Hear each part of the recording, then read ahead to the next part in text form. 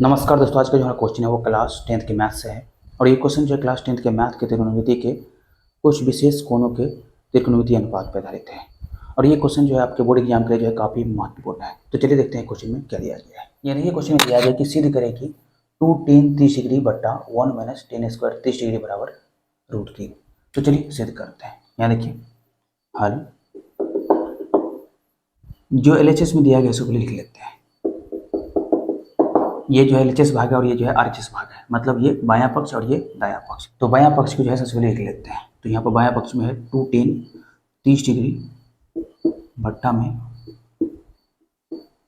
1 minus tan square 30 degree. यहाँ देखिए यहाँ पर लिखेंगे 2 गुने tan 30 डिग्री का मान कितना होता है, तो 1/√3 बट्टा यहाँ देखिए 1 माइनस tan स्क्वायर 30 डिग्री है, तो इसको ले सकते हैं 1/√3 का स्क्वायर। यहाँ देखिए क्योंकि tan 30 डिग्री मतलब tan स्क्वायर 30 डिग्री है, तो इसको ले सकते हैं tan 30 डिग्री का होल स्क्वायर। तो इसीलिए जो है आप लिखे हैं ये 1/√3 का होल स्क्वायर। अब देखिए यहाँ पर 2 गुने 1 2/√3 बट्टा में 1 माइनस 1 का स्क्वायर 1 बट्टा √3 का स्क्वायर 3। अब देखिए 2/√3 बट्टा में यहाँ देखिए यहाँ पर जो है 3 और 1 कैल्शियम कितना आएगा, तो 3 आएगा। और 1 से जब 3 को भाग देंगे तो आएगा कितना, तो 3 आएगा। और 3 गुने 1 कितना होगा, तो 3। यहाँ देखिए 3 से जब 3 को भाग देंगे तो आएगा 1 और 1 गुने 1 क्या होगा, तो 1 होगा।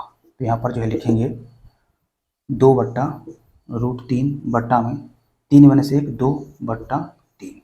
अब देखिए ये 3 जाएगा ऊपर, तो यहाँ पर लिखेंगे 2 गुने 3 और ये √3 और 2 का मल्टीप्लिकेशन होगा, मतलब गुना होगा। तो यहाँ पर लिखेंगे √3 गुने 2, 2 से 2 कट जाएगा।